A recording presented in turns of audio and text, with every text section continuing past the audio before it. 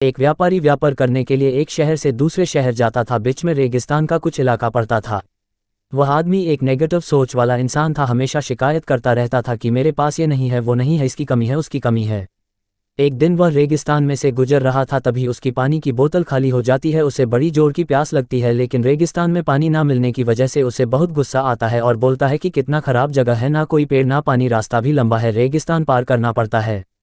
तभी आसमान की तरफ देख करके कहता है कि भगवान, ये कैसा जगह बना दी है आपने।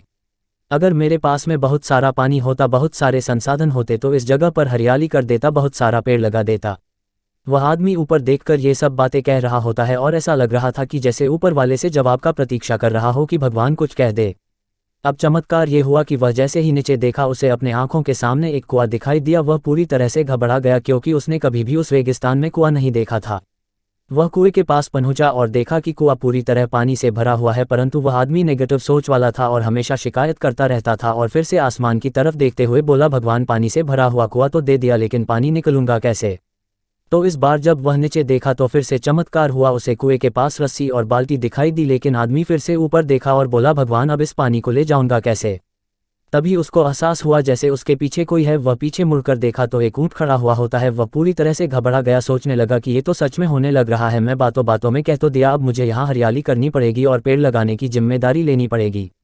आदमी को पानी से भरा हुआ कुआं मिल गया, बाल्टी और रस्सी मिल गई, पानी को ले जाने के लिए ऊंट भी मिल गया, सब कुछ मिल गया।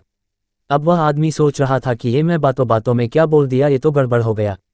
अब वह तेजी से दौड़कर भागने लगा। वह भाग रहा था, उस जिम्मेदारी से बच रहा था। तभी एक कागज उड़ते हुए आया और इसके शरीर से चिपक गया।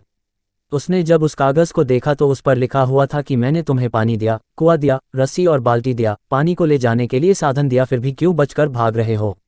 उस आदमी को लगा कि मेरे साथ पता नहीं क्या हो रहा है। वह दौड़ते दौड़ते रेगिस्तान को पार कर लिया, लेकिन उस रेगिस्तान को हरा भरा नहीं बनाया। यह कहानी हमें सिखाती है कि हम में से बहुत सारे लोग ये कहते हैं कि बड़े स्कूल में पढ़ लिया होता या बड़े कॉलेज में चला गया होता तो ये कर लेता, अगर मेरे पास बहुत सारा पैसा होता तो ये कर लेता, मेरा बॉस मेरा साथ नहीं देता है, नहीं तो मैं पता नहीं क्या कर देता। हम हमेशा शिकायतें ढूंढा करते हैं, अपनी जिम्मेदारी से बचकर भाग रहे होते हैं। ये कहानी हमें सिखाती है कि लाइफ में हम जो कुछ भी कर रहे हैं 100% जिम्मेदारी हमारी है कि उस काम को बिना किसी शिकायत के पूरा करें। तो दूसरों पर दोष देना, उनकी गलतियां बताना बंद कीजिए, अपनी गलतियों को सुधारना शुरू कीजिए।